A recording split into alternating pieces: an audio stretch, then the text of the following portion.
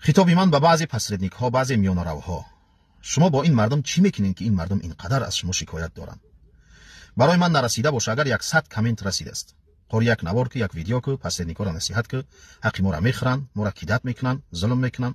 هموطنان گرامی، آنهایی که میانرو هستین، درست است که شما وقتی کار میاوین یک مقدار حق خودتون میگیرین، ولی این به آن معنا نیست که دیگر شما یک ظالم شوین و در هر لقمه مهاجر چشم علا کنید.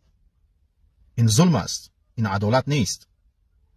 در روز قیامت از همه بیشتر زیان و ضرر شخصی کرده است که در این دنیا نماز خوانده است، روزه گرفته است، حج رفته است، عمره رفته است، خیرات صدقات کرده است، قرآن خوانده است، ذکر کرده است و در روز قیامت یک ثواب شه، یک ثوابی که از این اعمال صالحه در دنیا در عمر خود انجام داده است برای پدر و مادر خودش نمیته، برای برادر و خواهر خودش نمیته، برای همسر و فرزند خودش نمیته.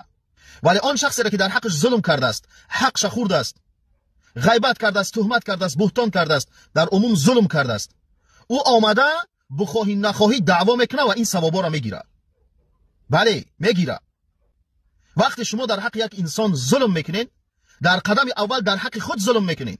الله سبحانه و تعالی همین ثوابها در نامه اعمال مظلوم مینویسه و اگر ثواب نداری گناههای او را در نامه اعمالت مینویسه. او میره و بجای تو در جنت راحت میکنه، تو میروی بجای او در دوزخ میسوزی.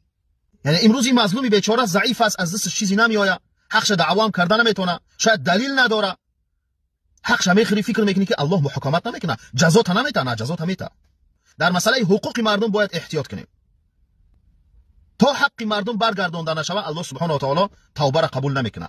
الله نگهبان دوستان.